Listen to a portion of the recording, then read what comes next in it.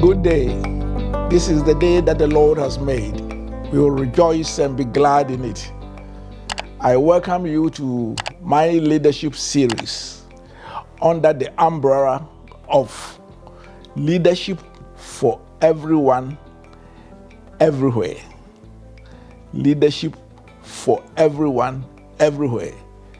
Because if we are tuned to our leadership potential, we can lead anywhere, at any time, without position, title, or even formal authority. I'm your host, Emeritus Professor Stephen Adei, and you will be hearing from me every week on ZFM 101.9, or if you miss it on YouTube, look for the site of Emeritus Professor Stephen Adei. Today, I want to spend more time on what leaders really do to their organizations. In other words, their role and functions, and why the quality of leadership matters so much.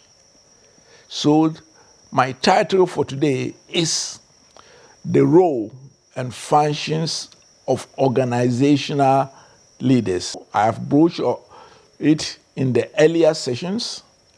However, I want to dig a bit deeper today.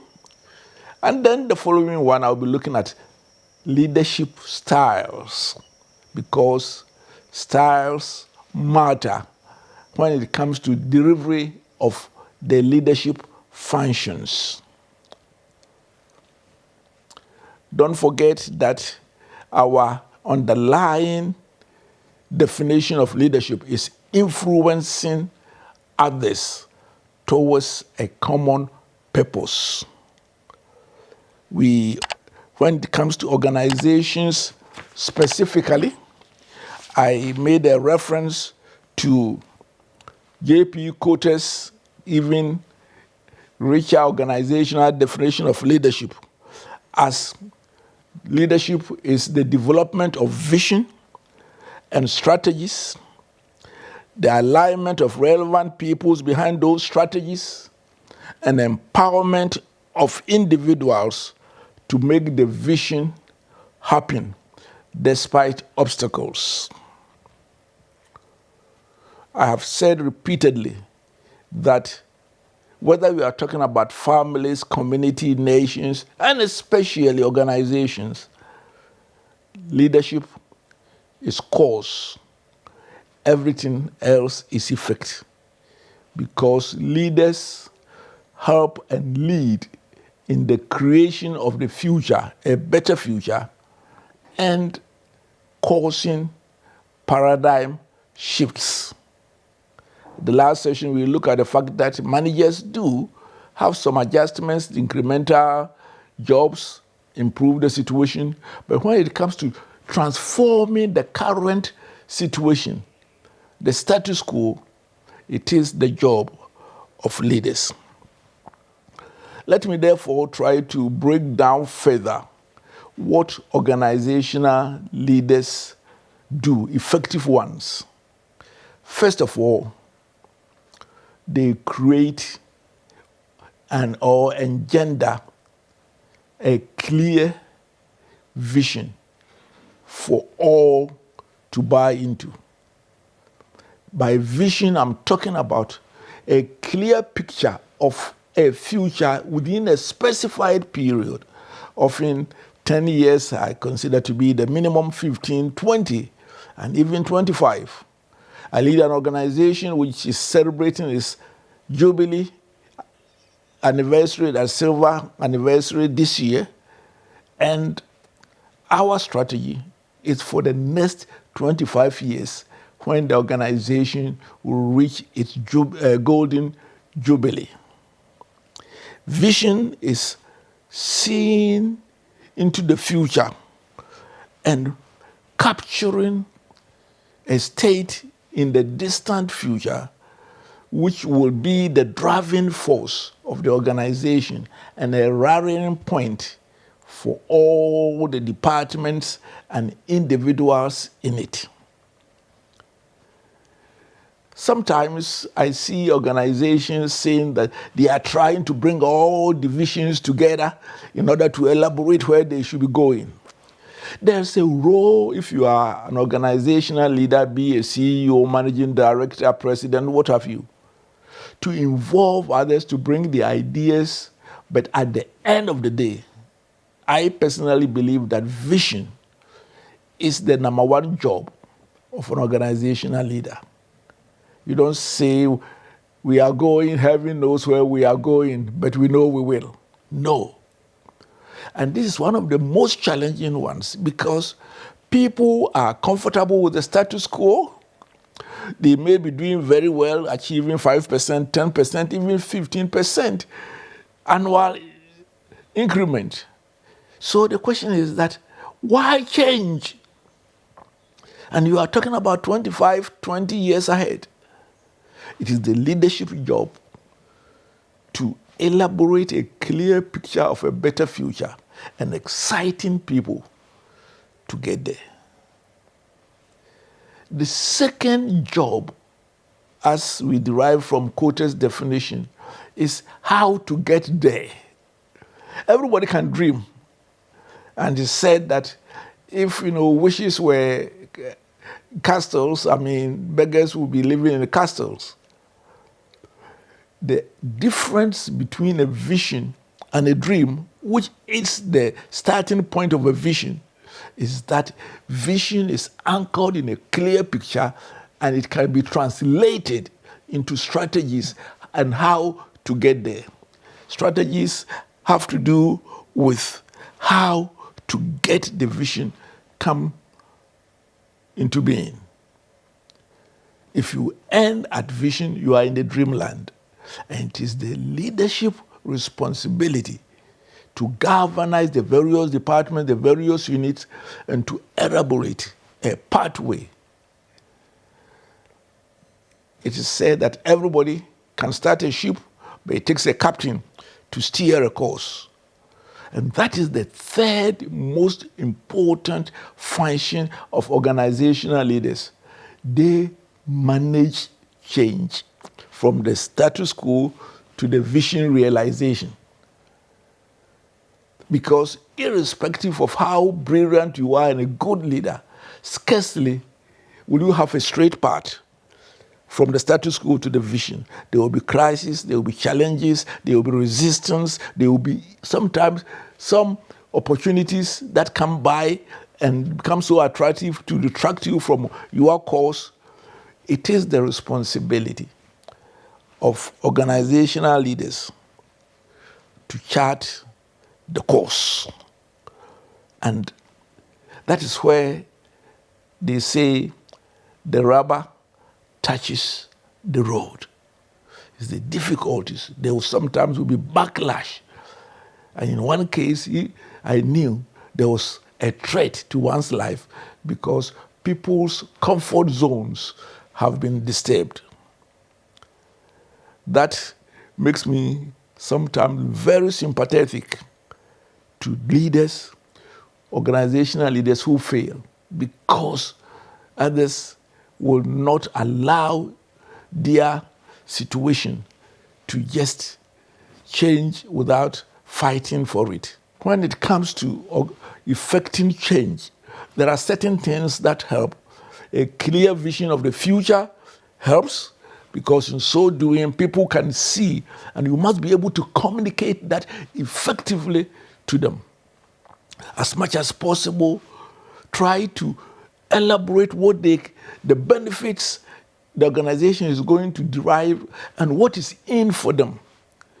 They tend to have fears about their ability to be able to cope with the new ones. You have to deal with their fears, educate them, try to reorient them, and give them the capacity so to do.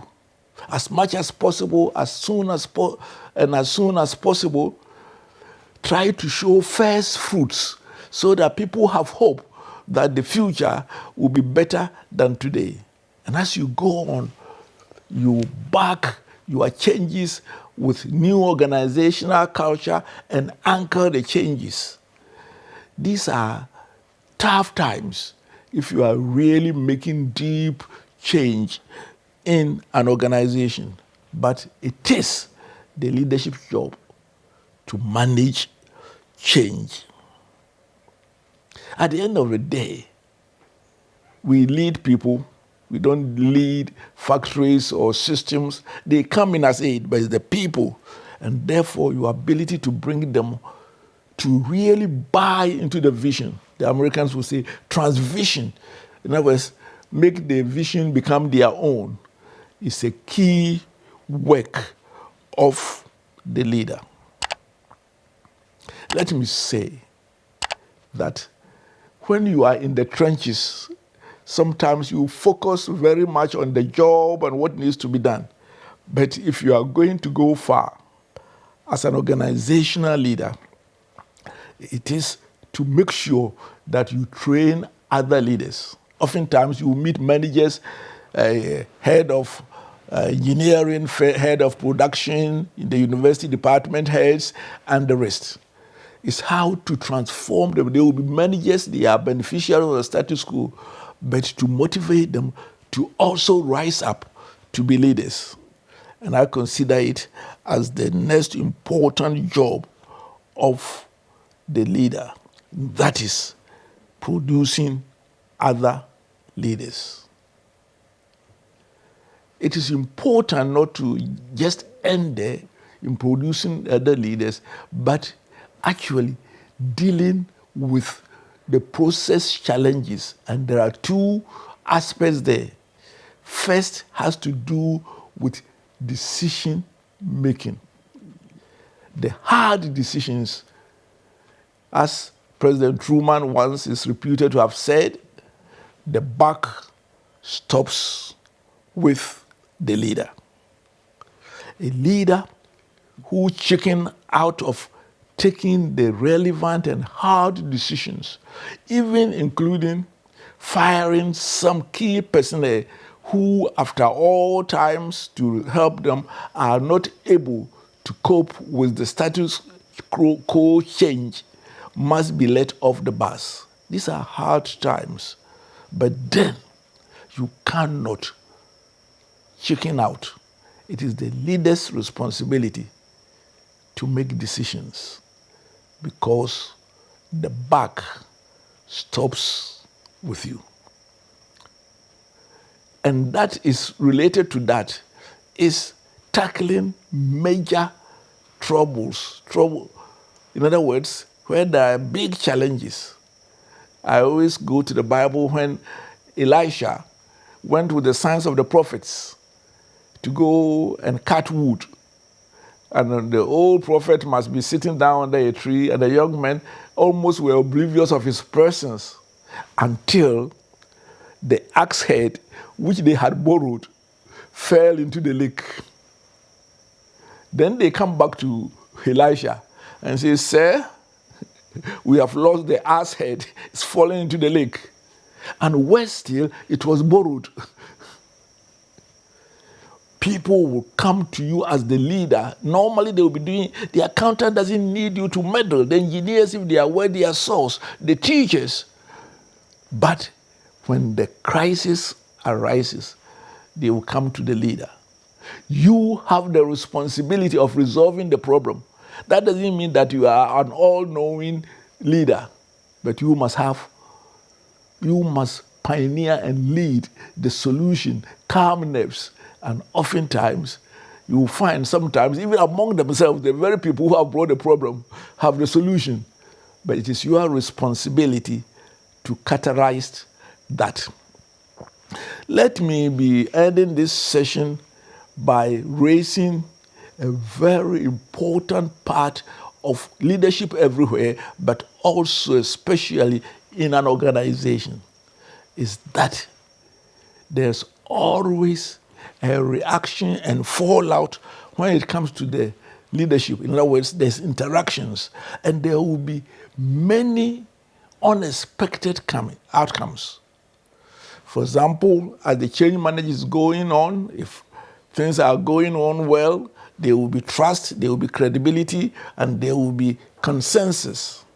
Sometimes there will be doubt, especially at the beginning of it, as a byproduct of the leadership process. Or sometimes there will be just people feeling uneasy to commit. Whatever it is, a leader who is oblivious of the byproducts of the leadership process, the interaction between the leader, the context, and the followers, is billed to be a failure. It is therefore important for you to be very conscious while on a day-to-day basis you have the people leading, guiding them, that you be able to distance yourself from the leadership process to observe the interactions and the outcomes so that you can take effective corrective measures. One of the books that helped me when I was leading the Ghana Institute of Management and Public Administration, at a certain point when the resistance was so high that I was even taken to court, high court, because people were doubting even my qualification to lead the organization, that my appointment was not regular, and the rest. One had to isolate the institution so that it can run without the backlash affecting them and dealing with the backlash, and that is a leadership job. When the leadership fails at that point, then the resistance will overwhelm you, the change process will end, and the result will be another record of leadership failure. It is the leader's responsibility to manage backlash so that the process will not be derailed. I trust that these insights into the leadership process and the role and functions of leaders will equip you if you are starting your leadership journey. And if you are in it, some of what I'm saying you must be very familiar with, but to encourage you to continue. For that is what leadership is all about. Leadership is not position, not authority, not any of those things we associate with leadership.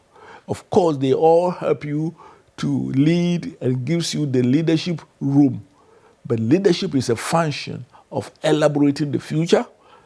It's a function of transitioning or bringing others to buy into it, leading the development of the strategies, working to manage the process, dealing with backlashes, and eventually steering the ship from the status quo to the end.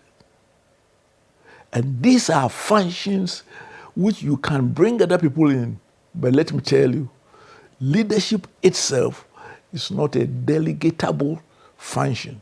You can bring up other leaders, but even in so doing, you are responsible for the buck stops with the leader eventually, no matter even how democratic the system may appear. And leadership is cause. Everything else is effect. Shalom, and may the Lord be with you until we meet again. It is your friend, Emeritus Professor Stephen Adei, always every Saturday morning, 8:30 on ZFM 101.9, or otherwise, meet me on YouTube. See leadership not as a position, but as a function. The Lord be with you.